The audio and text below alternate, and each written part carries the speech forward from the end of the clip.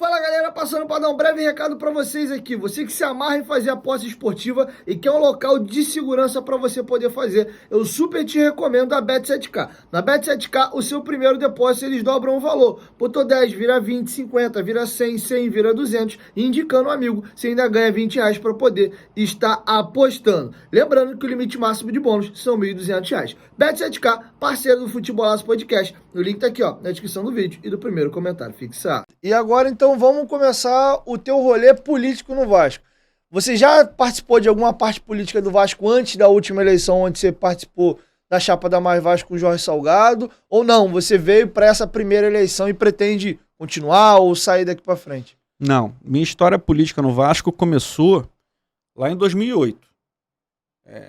Assim, por acaso, não foi nem política, não vou nem dizer que a política começou aí. Em 2008, eu tive condições financeiras, eu era torcedor de arquibancada, ia pra arquibancada, e sempre ficava olhando pra social, porra, bacana, social, do Vasco e tal. Em 2008, eu comprei o título e virei sócio no programa Vasco é Meu. E, cara, era aquele sócio que ia a jogo e que eu não vivia a vida política do... Em 2012, cara, foi quando caiu uma ficha pra mim que aconteceu comigo, que me chamou a atenção pra essa coisa. O Vasco classificado pra Libertadores, vou comprar ingresso, você não é mais sócio.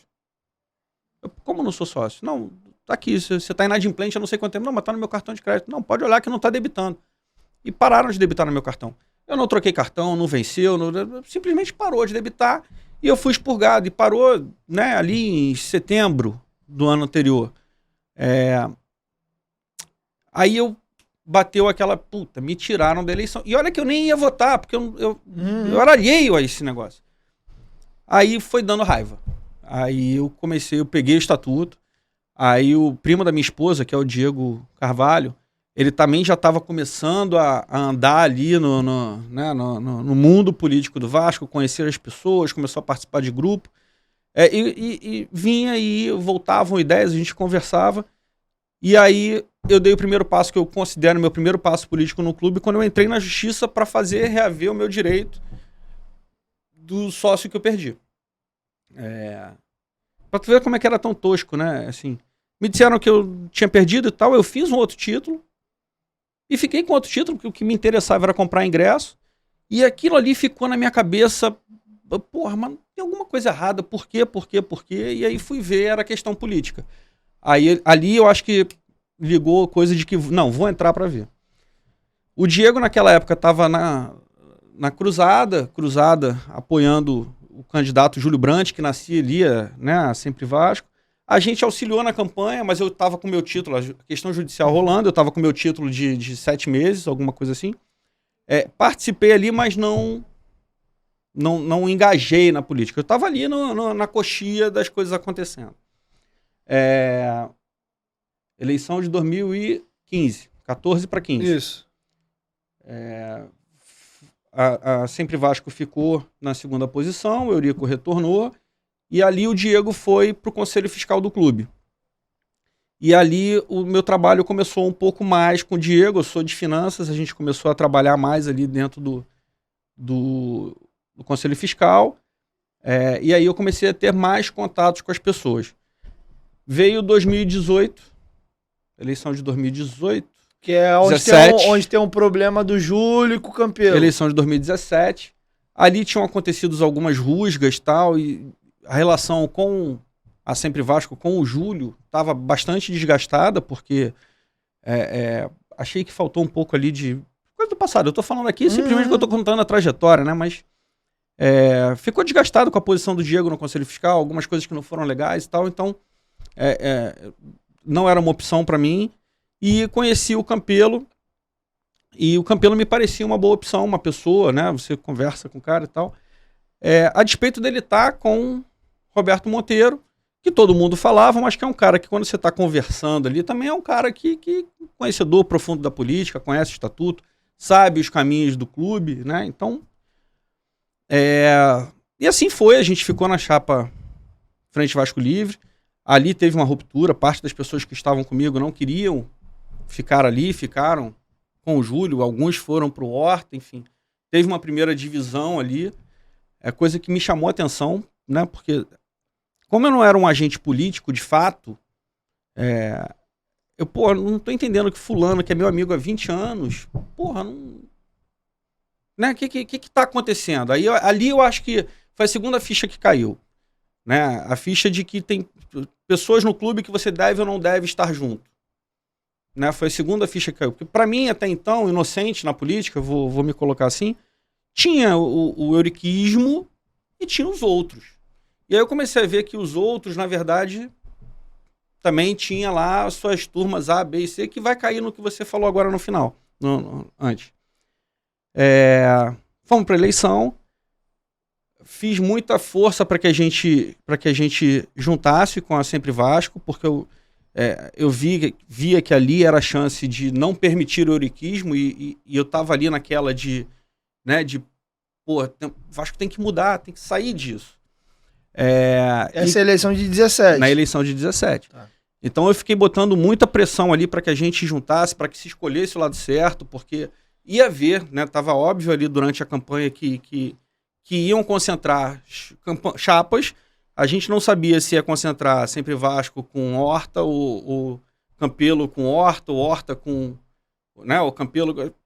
E eu fiz muita pressão e acabou acontecendo. Pô, teve um evento aqui na Barra, que foi o evento de união das chapas, que, pô, foi um evento super legal.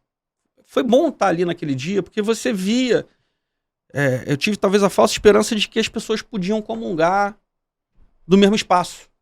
Pô, não, aquilo que eu pensei ali atrás, de que, pô, meu amigo ficou... Não, dá pra... E aí veio o golpe da Lagoa, cara. O golpe da Lagoa foi um negócio absurdo. A gente veio sentindo um cheiro um pouco antes, porque a gente deixou de ser chamado para as reuniões da chapa, né, na união das chapas, a gente deixou de ser chamado, porra, que a gente descobria por falarem que teve reunião. A gente sentiu um clima que culminou com a Noite da Lagoa, a fatídica Noite da Lagoa. A gente não votou no Campelo, a gente votou no Júlio, a gente cumpriu o combinado. E ali eu acho que dali saiu uma chaga pro clube que vai ser insanável, assim. Acho que ali se criou uma situação muito ruim para quem acompanha, muita gente acompanha, né? Porque, como eu falei, a política tomou uma proporção muito grande. Ali você criou uma disruptura entre a vontade do sócio, do torcedor, que eles elegeram o Júlio Brandt, né? Se elegeu o Júlio Brandt, com a política do clube. Se mostrou e mostrou o quão forte era o euriquismo, porque no fundo foi ele que possibilitou a coisa. Bom, ainda assim, o Campelo foi eleito, entrou, convidou algumas pessoas do meu grupo para participar. Os caras foram lá para dentro e viram uma situação caótica, e se engajaram. Aí eu tô falando de Adriano Mendes e de Paulo Ganimi, que hoje é candidato a governador, número 30. E os relatos dos caras eram uma coisa absurda, assim, o Vasco não tinha nada, era carente de tudo. Né? Não tinha processo, não tinha documento, não tinha. Tudo era na base do pode... tem que pagar uma conta. O que é? Pode pagar ou não pode pagar. Era na base do faz ou não faz e tal. E aí uma das coisas que foi colocadas pro Campelo à época era: a gente vai, né, esses dois vão, mas a gente vai dar procedimento. Porque a gente tinha oferecido, por exemplo, os sistemas que foram instalados no Vasco, a gente tinha oferecido para o Eurico. A gente tinha feito um projeto para 18, para 15, ofereceu, eu não quis. Né? Conversou-se com o Marcos Carvalho, que era o vice-presidente de finanças, não quis. Então a gente desengavetou aqueles projetos e botou para funcionar no clube. E o Campelo, de certa forma, ele deu uma abertura para que isso fosse feito. Então ali começou o processo de você qualificar um pouco o clube para ter minimamente os processos.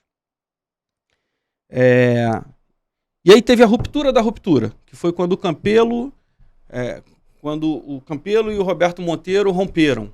Né? Isso foi, sei lá, para maio de 18, não foi tão depois, né? Foi com 3 meses de gestão, 4 meses, por aí. Foi abril, maio.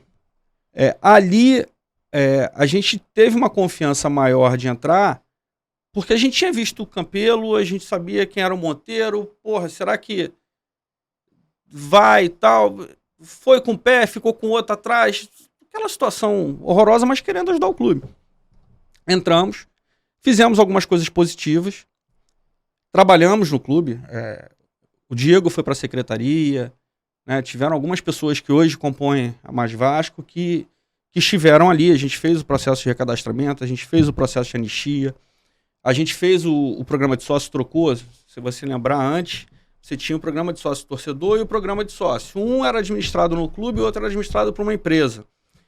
E essa coisa nunca fechou na minha cabeça. Por que são coisas distintas? Para você poder tratar distintamente, né? Assim, um estava lá numa empresa e o outro estava aqui dentro do clube. A gente fez todo um esforço para juntar isso. E aí isso culminou com o lançamento do programa de sócio em 2019, março de 2019. Que depois, no final do ano, veio o boom do sócio né, ali acho que os astros se alinharam. A história daquilo ali é complexa, eu sou parte importante daquilo. Eu acho que os astros se alinharam ali e a coisa, de repente, cara, quando bateu 100 mil sócios, eu tava sentado na minha varanda chorando. Porque foi uma pressão danada. Em março de 19, a gente ia desligar 16 mil pessoas. Porque quando mudou de um sistema para outro, tem que botar cartão. O pessoal não entrava para botar cartão. Foram desligadas. Isso foi em março. Em junho foram desligadas 16 mil pessoas. Alguma coisa nessa ordem de grandeza.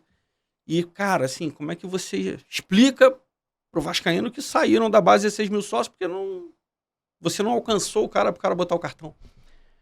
E quando isso bateu 100 mil, cara... e aqui eu não estou entrando no mérito de que eu fiz, o que eu não fiz. Como eu disse, foi um espectro de coisas que se alinharam, que empurrou o negócio. Agora, o que me deu tranquilidade foi, porra, a gente acertou na ferramenta. O site segurou, se fosse no modelo antigo, cara, mas nem que triplo quisesse não ia conseguir. Então, assim, ali me mostrou o seguinte, porra, você profissionalizar, contratar um negócio correto, isso dá resultado.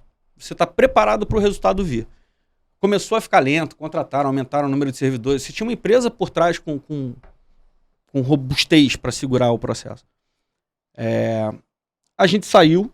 Eu saí um pouco antes do boom, porque começou a entrar num clima muito eleitoral e cara, pessoas que estavam circulando ali a secretaria e tal, eu comecei a não gostar muito do que eu estava vendo. Pessoas que não estavam ali e de repente passaram a estar ali. O que está acontecendo? Então, assim, saí bem antes dos outros colegas que saíram depois. E ficamos olhando. Saí dali com uma desesperança danada, porque a gente se empenhou pra caramba, sabe, Diego? Pode falar, porque o Campelo foi isso, o Campelo foi aquilo e tal. Mas o Campelo deixou a gente entrar e a gente fez bastante coisa. E, cara, e você via que se tava meio que enxugando gelo. Sabe? Isso é uma sensação horrorosa. Porque, porra, você entrega o negócio, você faz o negócio bem feito, você dedica tempo, tá longe da família. E, cara, o negócio não anda. O futebol é a mola motriz da coisa mesmo, né? Ainda se criou ali no final de 19. Porra, o jogo com a Chapecoense foi muito legal. Você ainda conseguiu criar algumas coisas dentro dessa coisa de que o futebol não tinha pegada, chamada, mas você ainda conseguiu criar ali algumas ondas de envolvimento da galera. Tinha sido logo depois do boom de sócios, então... E você fica com aquela sensação de que, cara, a gente está tão perto e tão longe ao mesmo tempo que é muito difícil. É muito difícil você trabalhar com essa frustração. É uma frustração, cara, eu entreguei o melhor. O que eu podia ter feito diferente? Cara, eu entreguei o melhor. Mas a coisa não foi.